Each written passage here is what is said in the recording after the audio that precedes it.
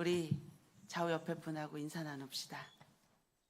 하나님은 당신을 사랑하십니다.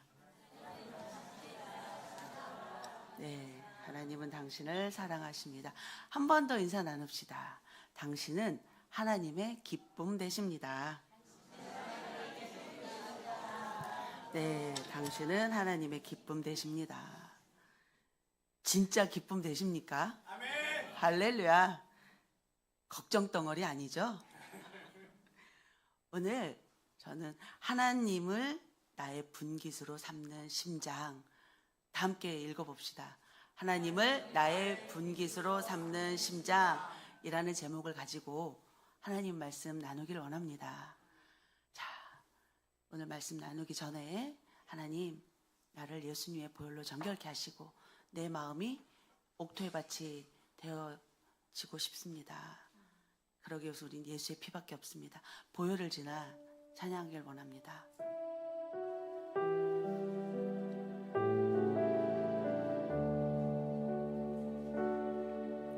보혈을 지나 하나님 품으로 보혈을 지나 아버지 품으로 보혈을 지나 하나님 품으로 한 걸음씩 나가네. 보혈을 지나 보혈을 지나 보혈을 지나 보혈을 지나 아버지 품으로 보혈을 지나 보혈을 지나 하나님 품으로 한 걸음씩 나가네. 존귀한 주 보혈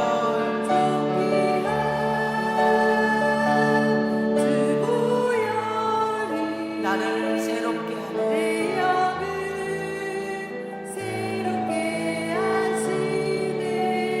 존귀한 주 보혈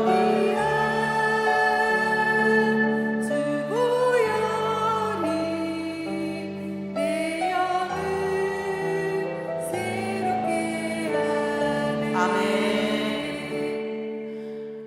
우리는 예수의 피밖에 없습니다. 우리가 오직 자랑할 것은 예수의 피밖에 없습니다. 우리를 존귀케 하고 우리를 깨끗게 할 것은 오직 예수의 피밖에 없습니다. 오늘 본문 말씀은 시편 142편 1절로 7절 말씀입니다. 우리가 살다 보면 내 주변에 사람들이 많이 있습니다.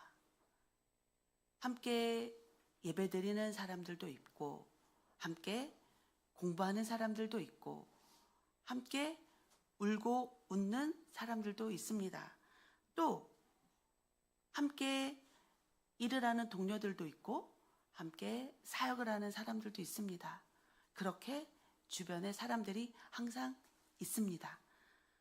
그런데 이상하게도 사람이 없어서가 아니라 사람은 많이 있는데 외로울 때가 있습니다. 자기가 혼자인 것처럼 느껴질 때도 있습니다. 분명 옆에 사람들이 많이 있고 같이 즐겁게 웃고 동참해서 무언가를 하고 있는데 자기 혼자 버려진 것 같이, 자기 혼자 떨어진 것 같이 그 무리 속에서 외로움을 느낄 때가 있습니다. 말할 사람은 내가 옆을 돌아보고 뒤를 돌아보면 내가 말할 사람은 많이 있습니다. 지금도 여러분 좌우 앞뒤로 돌아보세요. 사람은 많이 있습니다. 얼마든지 말할 사람은 많이 있습니다. 그런데 정작 내가 속에 있는 속 깊은 나의 얘기를 할 수 있는 사람이 때론 없을 때도 있습니다. 내가 돌봐야 될 사람, 내가 붙들어야 될 사람, 내가 세워줘야 될 사람, 그런 사람들은 있습니다. 그런데 정작 내가 기댈 수 있는, 내가 기대도록 자리를 어깨를 내어주는 사람이 없을 때도 있습니다. 정작 내가 무너지면 안 될 것 같아서 그렇게 겉으로는 버티고 있지만 속으로는 이미 너무 지쳐 있는 그런 때도 있습니다. 그런 어느 날 혼자 생각합니다. 나도 보호받고 싶다. 나도 돌봄을 받고 싶다. 나도 누군가에게 위로를 받고 싶다. 나도 기대고 싶고 나도 좀 숨을 쉬고 싶다. 그런 마음이 드는 그런 날이 있습니다. 여러분 그렇습니까? 그런데 현실은 늘 그렇지가 않습니다.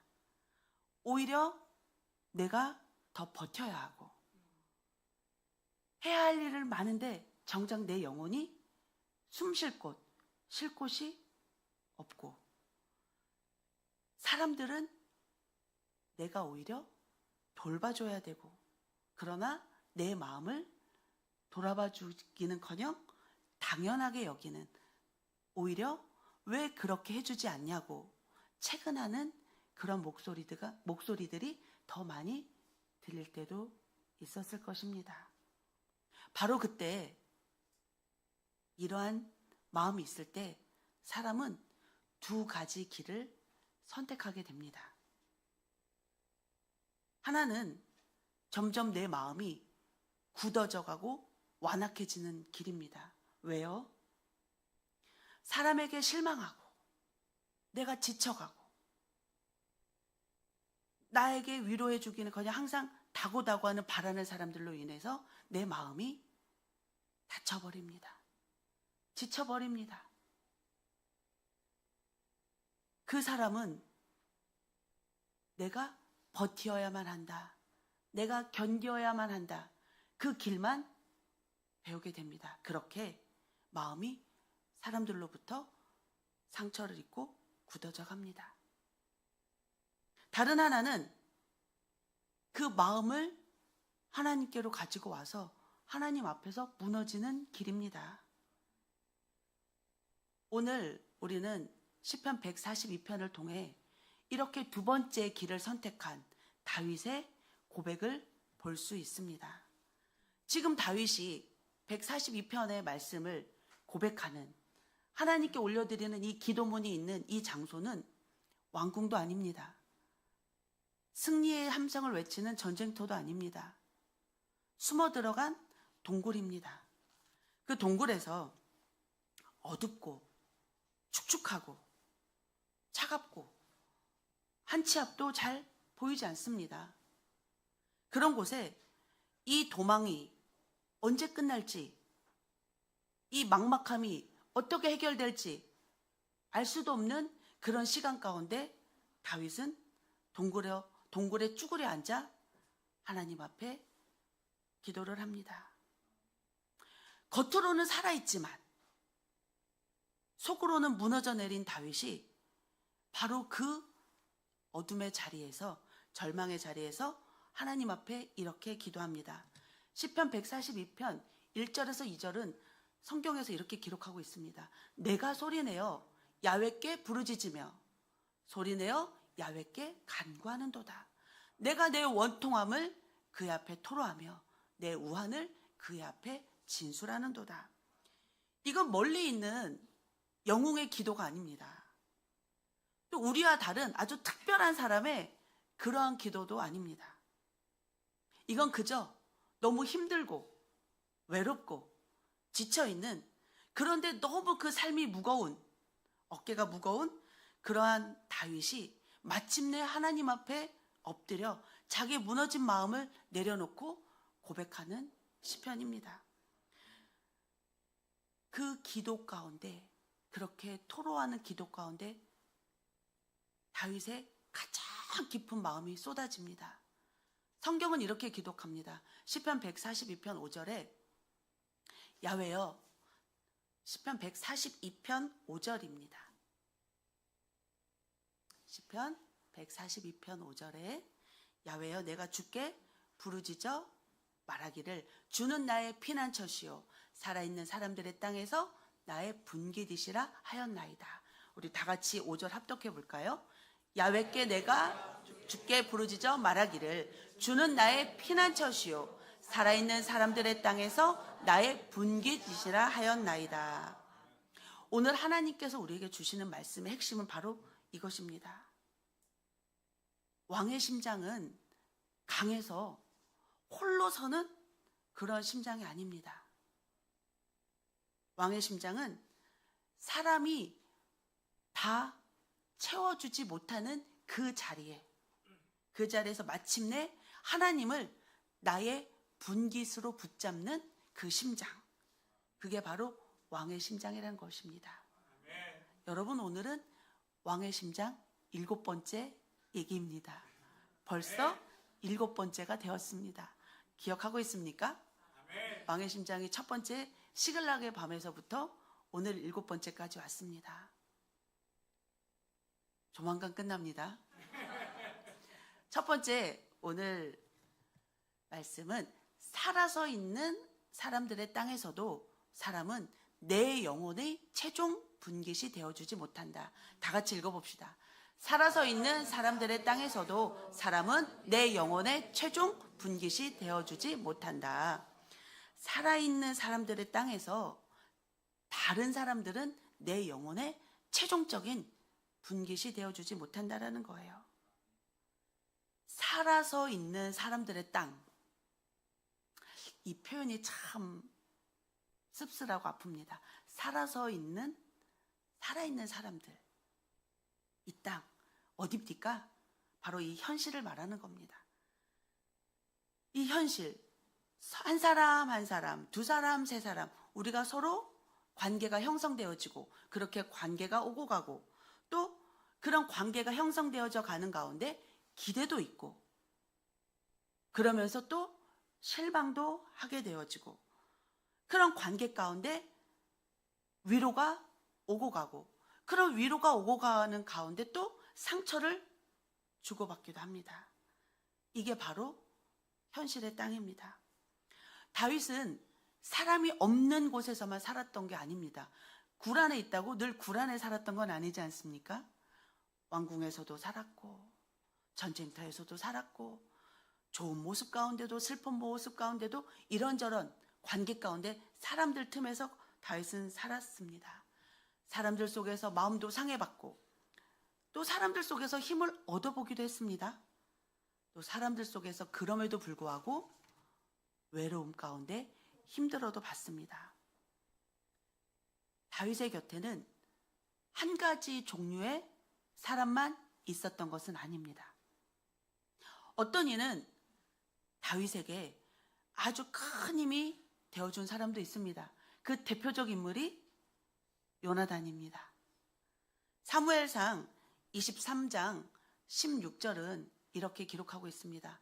사울의 아들 요나단이 일어나 숲풀에 들어가서 다윗에게 이르러 그에게 하나님을 힘있게 의지하게 하였는데, 이 말씀은 너무 귀한 말씀입니다. 본문 말씀을 보십시오.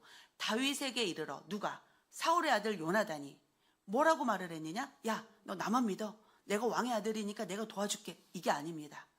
다윗에게 이르러 그에게 말하기를 하나님, 본문 말씀 보여주세요. 하나님을 힘있게 의지하게 하였는데, 누구를 의지하게 했어요? 하나님. 이렇게 사울 왕을 피해서 쫓겨다니는 다윗에게 내가 너를 도와줄 거야. 내가 군사를 풀어서 너에게 힘이 되어줄 거야.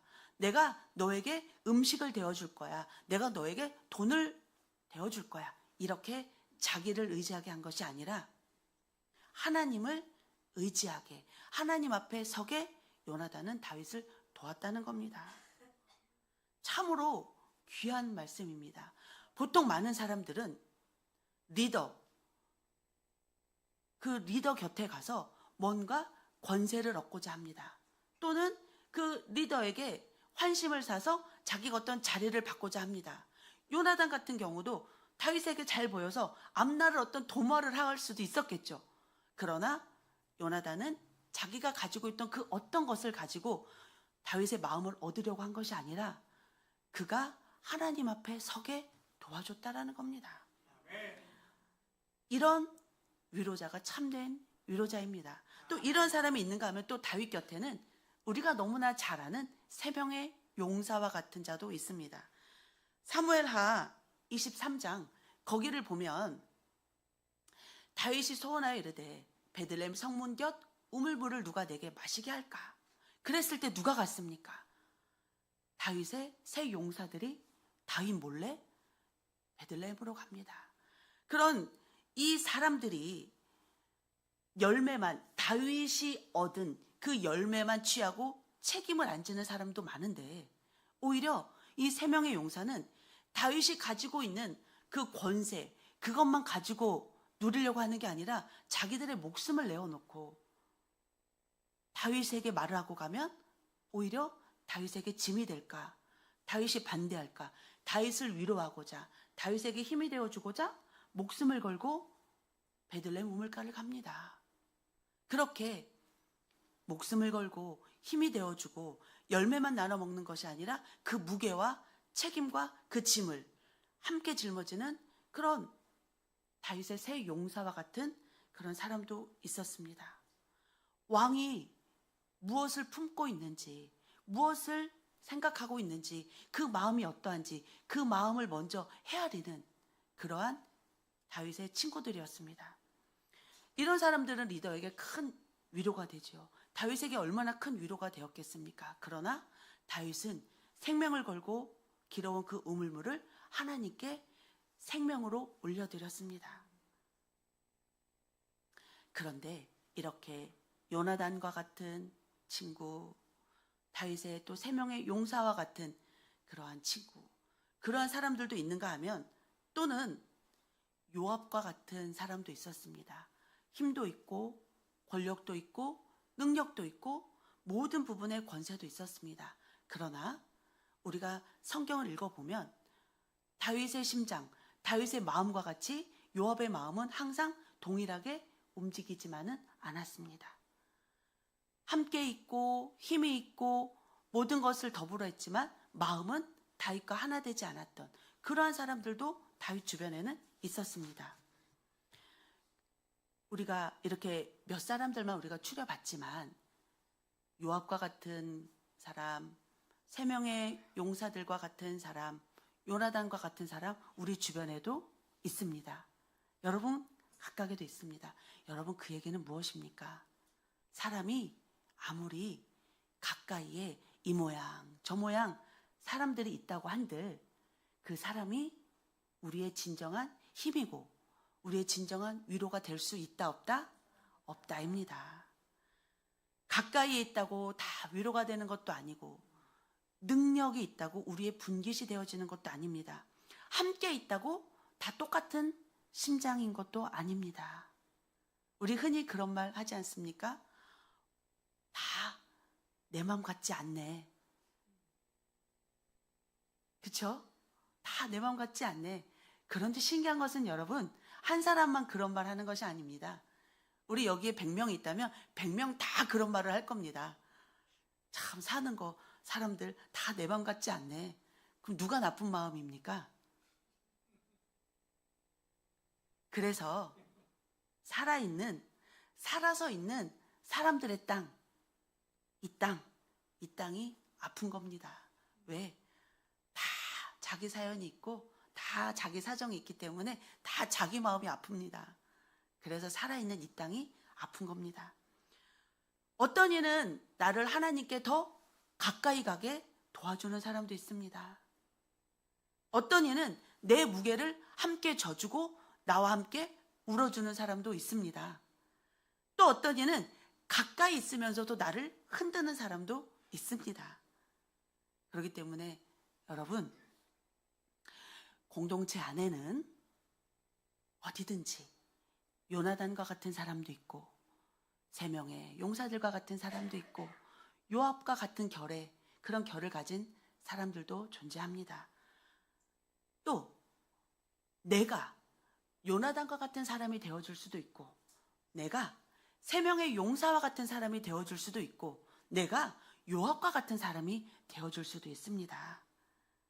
그렇기 때문에 하나님의 사람들, 우리는 어디에 서야 됩니까?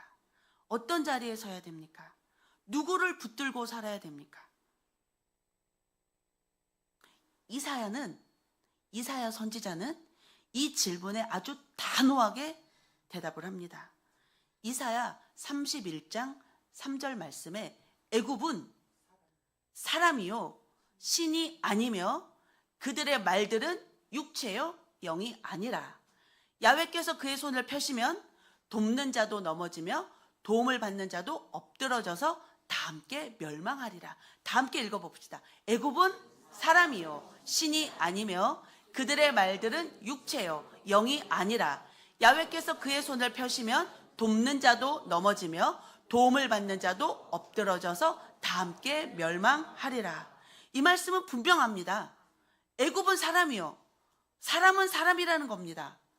사람이 신이 아니라는 겁니다. 아무리 강해 보여도 사람은 사람입니다. 사람이 아무리 든든해 보여도 사람은 신이 아닙니다. 강하고 든든하면 도움은 줄 수 있겠지요. 그러나 종국의 구원자는 아닙니다. 구원이 될 수는 없습니다. 그렇기 때문에 우리의 분깃이 되어줄 수 없습니다. 이사야서는 연이어 이렇게 말합니다. 이사야 31장 4절 말씀에 야훼께서 이같이 내게 이르시되 큰 사자나 젊은 사자가 자기의 먹이를 움키고 으르렁거릴 때 그것을 치려고 여러 목자를 불러왔다 할지라도 그것이 그들의 소리로 말미암아 놀라지 아니할 것이요. 자, 함께 읽어보세요. 야훼께서 이같이 내게 이르시되 큰 사자나 젊은 사자가 자기의 먹이를 움키고 으르렁거릴 때 그것을 치려고 여러 목자를 불러왔다 할지라도 그것이 그들의 소리로 말미암아 놀라지 아니할 것이요. 사자가 큰 사자나 젊은 사자가 자기 먹을 걸 움켜쥐고 있는 거예요. 그런데 움켜쥐고 있는 것을 뺏으려고 목자 여러 명을 불러와서 그 목자들이 소리를 지른다고 그 사자 발톱에 움켜쥐고 있는 먹이를 빼앗을 수 있을까요? 없을까요? 빼앗을 수 있을까요? 없을까요? 없습니다.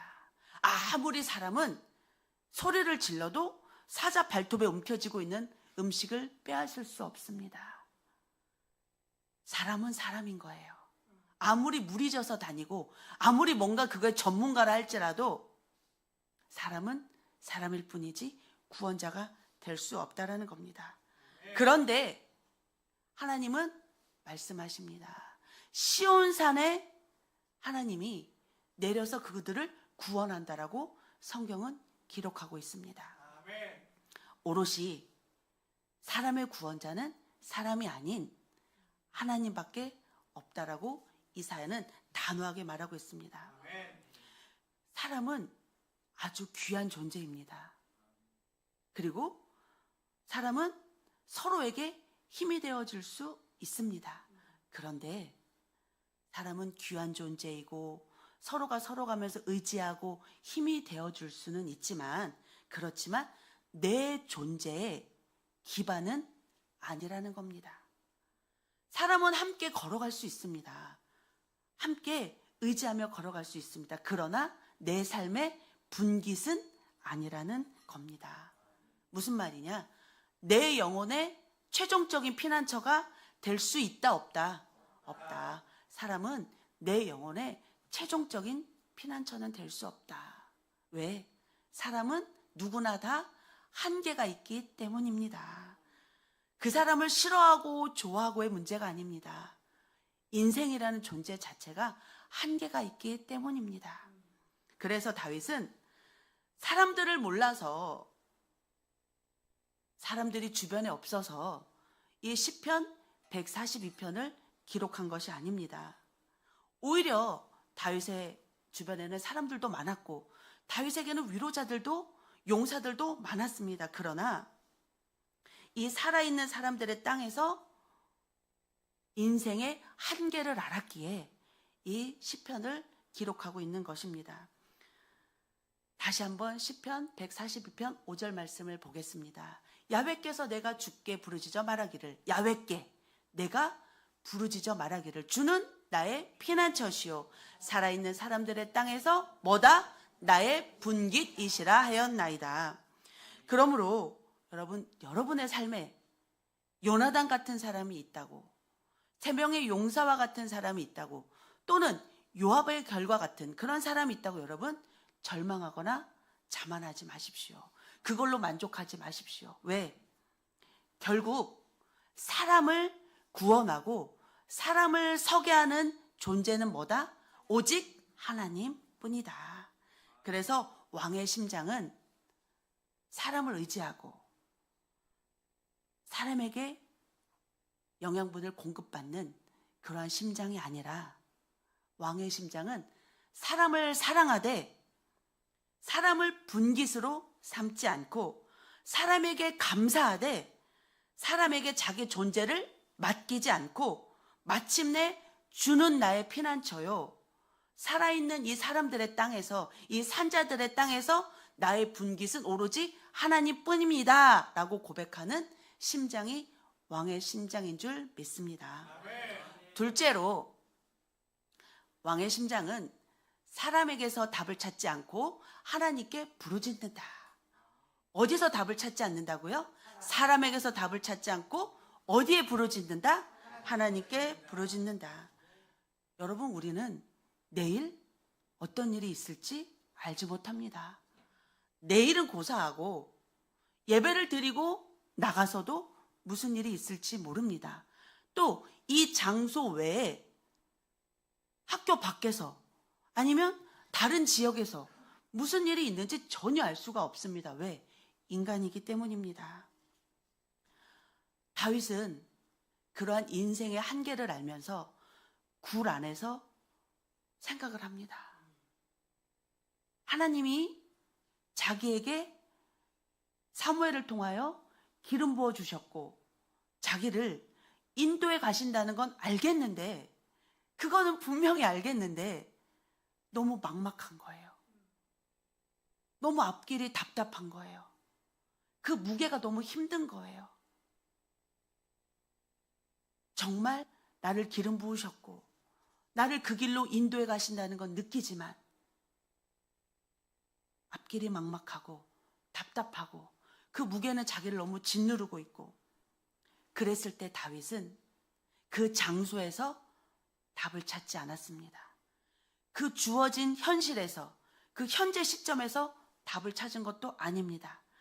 더더군다나 사람에게서 답을 찾은 것도 아닙니다. 그렇게 다윗은 강한 척 하지도 않습니다. 괜찮은 척 하지도 않습니다. 믿음 좋은 척, 성령 충만한 척, 그런 척 하지도 않습니다. 오롯이 하나님께 그 마음을 다 토로합니다. 하나님께 부르짖습니다. 다시 한번 시편 142편 1절 2절 말씀을 보면, 내가 소리내어 야훼께 부르짖으며 소리내어 야훼께 간구하는도다. 내가 내 원통함을 그의 앞에 토로하며 내 우환을 그의 앞에 진술하는도다. 사람들을 찾아다니며 자기의 우환을 흘리지 않습니다. 하나님 앞에 부르짖습니다. 다윗에게 원통함이 있었다고 말하고 있습니다. 그는 답답했고 억울했고 외로웠고 무거웠습니다. 그런데 그것을 오로지 하나님께만 고백을 했습니다. 사람은 몰라도 주님은 다 알고 계시기 때문입니다. 자, 시편 142편 3절 말씀을 봅니다. 내 영이 속에서 상할 때에도 주께서 내 길을 아셨나이다. 내가 가는 길에 그들이 나를 잡으려고 올무를 숨겼나이다. 그런데 그 모든 것을 누가 알아요? 주님이 알아요. 주님이 그 모든 것을 알고 있기 때문에 내가 누구에게 간다? 주님께 간다. 하나님께 간다. 왜? 모든 것을 주님이 알고 계시기 때문에. 그리고 여러분, 올무를 쳐놓은 것도 알지만 당장 여러분 무엇이 힘듭니까? 여러분이 살아갈 때 올무 때문에 힘듭니까? 무너지는 내 마음 때문에 힘듭니까? 무너지는 내 마음 때문에 힘든 겁니다. 올무가 있고 내 마음이 살아나면 올무가 1000개, 10,000개가 있어도, 억만 개가 있어도 그것을 주님을 붙잡고 갈 수 있습니다. 그런데 내 무너지는 심장, 내 무너지는 마음 때문에 눈앞에 올무도 피할 힘이 없을 때가 있습니다. 그런데 다시 한번 시편 142편 3절 말씀을 봅시다. 내 영이 내 속에서 상할 때에도 누가 내 길을 안다고요? 주께서 내 길을 아셨나이다. 내가 그렇게 무너지는 자리에 있고 무너지는 심장을 가지고 있어도 내가 가야 할 길은 주님이 아신다는 거예요. 그러니 우리가 누구를 붙잡아야 됩니까? 주님을 붙잡아야 됩니다. 시편 56편 8절은 이렇게 기록하고 있습니다. 시편 56편 8절 말씀입니다. 함께 읽습니다. 나의 유리함을 주께서 계수하셨사오니 나의 눈물을 주의 병에 담으소서. 이것이 주의 책에 기록되지 아니하였나이까. 여러분, 기가 막힌 고백입니다. 나의 유리함, 나의 방황, 나의 힘듦, 내가 도망 다녔던 그 많은 시간들, 그 유리함을 누가 안다고요? 주님이 계수하셨대요.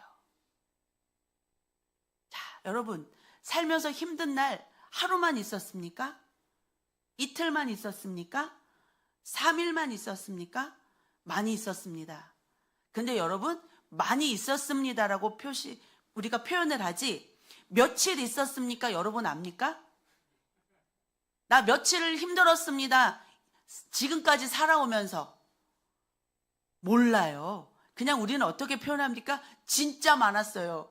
아니면 정말 많았어요. 아주 많았어요. 이렇게 표현하지, 며칠이었습니다. 몇 시간이었습니다. 그런데 우리 주님은 나의 유리한 날에 그 날짜를 계수하고 계신다고 성경은 기록하고 있습니다. 참, 다윗이 얼마만큼 무너졌는지, 얼마만큼 흔들렸는지, 얼마만큼 처절했는지, 얼마만큼 울었는지 하나님은 그 날수를 다 계수하고 계셨다고 성경은 기록하고 있습니다. 그리고 연이어 다윗은 말합니다. 내 눈물을 주의 병에 담으소서. 여러분, 사람들은 여러분의 눈물을 가볍게 여길 수 있습니다. 세상은 여러분의 눈물을 모른 척할 수 있습니다. 그런데 하나님은 여러분의 눈물을 병에 담았다라고 성경은 기록하고 있습니다. 주변에서 여러분이 울 때 왜 울어? 그 한마디가 참 위로가 될 때도 있습니다. 그런데 여러분, 아무리 가까운 사람도 여러분이 우는 그 눈물을 손으로 받쳐서 눈물을 받아주던가요? 하나님은 여러분의 눈물을 병에 담았다라고 다윗은 기록하고 있습니다. 자기의 눈물을 병에 담아달라고 기록하고 있습니다. 하나님밖에 없습니다. 시편 34편 18절 말씀입니다. 야훼는 마음이 상한 자를 가까이 하시고 충심으로 통회하는 자를 구원하시도다. 어떤 자를 가까이 하신다고요? 마음이 상한 자를 가까이 하신대요. 우리가 힘들 때 사람에게만 풀려고 하지 마세요. 그게 쉬우니까 사람에게 풀려고 합니다. 하지만 인생은 한계가 있는 존재입니다. 원통함이 있을 때 여기저기 흘리지 마세요.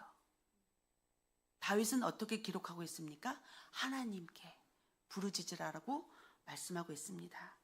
시편 62편 8절 말씀은 백성들아 시시로 그를 의지하고 그의 앞에 마음을 토하라. 하나님은 우리의 피난처시로다.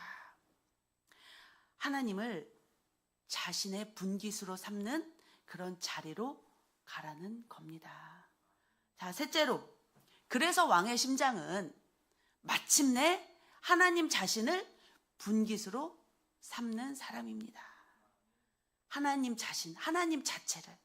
자, 다윗은 문제 해결만을 하나님께 원한 것은 아닙니다. 물론 하나님이 문제를 해결도 해주시고 그 위험과 위기에서 건져주기도 하셨습니다. 그런데 하나님께 다윗은 도움을 구하기도 했고 하나님께 피난도 갔지만 정작 다윗은 하나님을 갈망한 겁니다.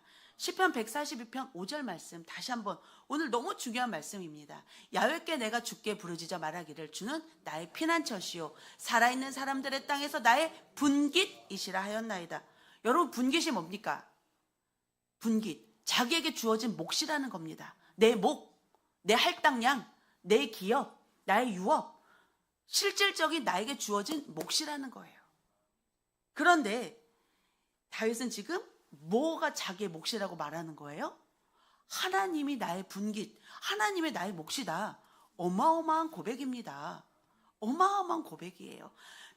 그냥 하나님은 내 편이시다도 아니고 내 분깃이시다, 내 몫이다, 내 거다라는 거예요. 자, 그러면 여러분, 예레미야 애가에서 어떻게 기록하고 있는지 봅시다. 내 심령에 이르기를 야훼는 나의 기업이시니 그러므로 내가 그를 바라리라 하도다. 예레미야 선지자도 하나님이 나의 기업이다라고 선포하고 있는 거예요. 여러분의 기업은 누구십니까? 하나님이십니다. 시편 63편 1절 봅시다. 하나님이여 주는 나의 하나님이시라. 내가 간절히 주를 찾되 물이 없어 마르고 황폐한 땅에서 내 영혼이 주를 갈망하며 내 육체가 주를 앙모하나이다. 물이 없어 마르고 황폐한 땅에서 내 영혼이 주를 갈망한대요. 나의 기업, 나의 유업, 나의 몫인 하나님을 갈망한대요. 그렇게 주님을 앙모한대요.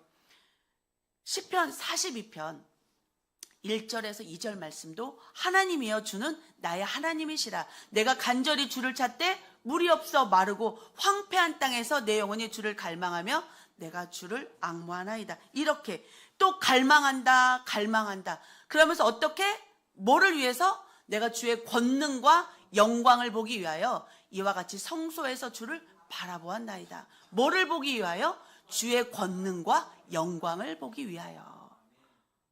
절망의 땅에서, 절대 절망의 땅에서 절대 희망 대신 하나님을 본다라는 겁니다. 아멘. 여러분, 인생에게 절대 희망은 단 하나, 오직 하나님 한 분뿐이십니다. 아멘. 왕의 심장은 하나님의 도움만 바라는, 하나님의 문제 해결만 바라는 그러한 것이 아니라 하나님 자체를 갈망하는 심장이 바로 왕의 심장입니다. 아멘. 이렇게 하나님이 나의 기업이다, 하나님의 나의 위업이다, 하나님의 나의 분깃이다, 이렇게 고백하는 건 다윗의 감성적인, 예레미야의 처절한 그런 고백만은 아닙니다. 성경 전체의 질서입니다. 레위지파를 봅시다. 민수기 18장 20절 말씀입니다. 야훼께서 또 아론에게 이르시되 너는 이스라엘 자손의 땅에 기업도 없겠고 그들 중에 아무 분깃도 없을 것이나 내가 이스라엘 자손 중에 너의 분깃이요 너의 기업이니라. 하나님이 직접 말씀하신 거예요. 레위지파에게 너는 분깃이 없어. 다시 말하면 다른 지파에게 다 땅을 나눠줬습니다. 그러나 레위지파에게는 땅을 나눠주지 않았습니다. 그러면서 레위지파 너는 분깃이 없다. 할당받을 땅이 없다. 그러나 너의 분깃은 누구다? 하나님이다. 아멘. 직접 하나님이 말씀하셨습니다. 아멘. 신명기 10장 9절 말씀입니다. 그러므로 레위는 그의 형제 중에 분깃이 없으며 기업이 없고 내 하나님 야훼께서 그에게 말씀하신 같이 야훼가 그의 기업이시니라. 누가 기업이라고요? 야훼가. 여러분의 기업은 누구라고요? 하나님이십니다. 야훼 하나님이십니다. 아멘. 그렇게 레위는 분깃이 없는 지파라고 성경은 기록하고 있습니다. 그러나 분깃이 있습니다. 누굽니까? 하나님입니다. 그렇다면 하나님을 분깃으로 삼은 자에게 나타나는 중요한 모습들이 있습니다. 첫째, 하나님을 분깃으로 삼는 자는, 화면 보여주세요. 하나님을 분깃으로 삼는 자의 모습은 첫째, 사람을 사랑하되 사람에게 매이지 않고 하나님께 돌아갑니다. 아니요, 그 성경 말고 사람을 사랑하되 사람에게 매이지 않고 하나님께 돌아간다. 이게 첫 번째 모습입니다. 따라합시다. 사람을 사랑하되 사람에게 매이지 않고 하나님께 돌아간다. 다시 한번, 사람을 사랑하되 사람에게 매이지 않고 하나님께 돌아간다. 이거는 사람을 사랑하지 않는다는 뜻이 아닙니다. 건강하게 사람을 사랑하는 거예요. 왜? 하나님의 자리에 사람을 올려놓지 않기 때문입니다. 사람을 사람으로 대하기 때문입니다. 그래서 사람은 소중하지만 내 존재의 근거는 오롯이 하나님께만 있다. 그러니 사람에게 지나친 기대를 할까요? 안 합니다. 사람에게 지나친 어떤 부담을 줄까요? 아닙니다. 하나님의 자리에 사람을 두지 않습니다. 너 내가 그때 이렇게 해줬으니까 너 이렇게 해줘라고 요구할까요? 안 합니다. 사람은 사랑의 대상일 뿐입니다. 그렇다면 둘째로, 하나님을 분깃으로 삼은 자의 모습은 결핍 속에서도 절망보다 기다림을 배운다. 따라합시다. 결핍 속에서도 절망보다 기다림을 배운다. 결핍 속에서도 절망보다 기다림을 배운다. 하나님을 분깃으로 가진 사람은 외롭습니다. 왜? 주변에 사람들을 의지하지 않으니까 사람들이 많이 없을 수도 있습니다. 그런데 살면서 그 결핍을 사람으로부터 채울 것이 아니라 하나님으로부터 받으려고 할 때 온전한 것, 근심 없는 것, 진짜 그것이 하나님으로부터 옵니다. 그런데 시간이 하나님의 때에 오기 때문에 흔들릴 수 있습니다. 그러나 끝까지 그 중심을 하나님께 붙잡고 있으면 근심 없는 응답이 온전하게 온다. 누구로부터? 하나님으로부터. 자, 세 번째, 하나님을 분깃으로 삼은 자의 모습은 하나님이 주시는 것보다 하나님 자신으로 살기 시작한다. 다시 한번, 하나님이 주시는 것보다 하나님 자신으로 살기 시작한다. 하나님이 주시는 응답만 하나님을 자판기 하나님, 그런 하나님으로 내가 생각하는 것이 아니라 하나님 자체를 앙망하고 갈망한다는 뜻입니다. 그래서 하나님이 분깃이라는 말은 하나님이 주시는 축복보다, 하나님 주시는 해결보다, 하나님 주신 응답보다 하나님 자체를 내가 더 원한다. 더 귀하게 여긴다. 그게 바로 뭡니까? 성령님 인정하고 환영하고 모셔드리고 의지합니다. 성령님 사랑합니다. 성령님 함께 해주세요. 온전한 본질, 그게 왕의 심장을 가진 자입니다. 여러분, 오늘 말씀을 우리가 쭉 생각하면서 왔습니다. 예레미야 애가 3장 24절은 이렇게 기록하고 있습니다. 내 심령에 이르기를 야훼는 나의 기업이시니 그러므로 내가 그를 바라리라 하도다. 시편 16편 5절에는 야훼는 나의 산업과 나의 잔의 소득이시니 나의 분깃을 지키시나이다. 누가? 야훼가 나의 산업이고 내 잔의 소득이라는 거예요. 그리고 그를 누가 지켜준다고요? 하나님이 지켜주신다고 말씀하고 계십니다. 시편 73편 25절에서 26절은 하늘에서는 주의 누가 내게 있으리요 땅에서는 주밖에 내가 사모할 리 없나이다. 내 육체와 마음은 쇠약하나 하나님은 내 마음의 반석이시요 영원한 분깃이시라. 시편 18편 2절은 또 이렇게 기록합니다. 야훼는 나의 반석이시요 나의 요새시요 나를 건지시는 이시요 나의 하나님이시요 내가 그 안에 피할 나의 바위시요 나의 방패시요. 하나님이 나의 모든 것 되신다고 성경은 기록하고 있습니다. 그래서 여러분, 이런 하나님을 분깃으로 삼은 자의 진정한 고백이 바로 시편 23편의 1절. 우리 다 같이, 야훼는 나의 목자시니 내게 부족함이 없으리로다. 이게 진짜 백이에요. 부족함이 있으리로다? 진심입니까? 아멘입니다. 야훼가 나의 목자 대신에 내가 부족함이 없으리로다. 왜? 하나님이 나의 기업이고 하나님이 나의 위업이고 하나님이 내 잔의 소득이고 하나님이 너는 내 거다. 하나님이 너는 내 거다 라고 말씀하고 계시기 때문에 여러분, 이 컵 지금 제가 가지고 있으면 제 겁니다.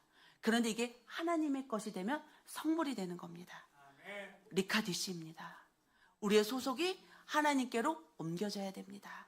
그래서 우리가 하나님 것이 되어서 하나님 안에 정말 충만하게 잠겨서 살아가는 우리 모두가 되어지기를 예수님의 이름으로 축복합니다.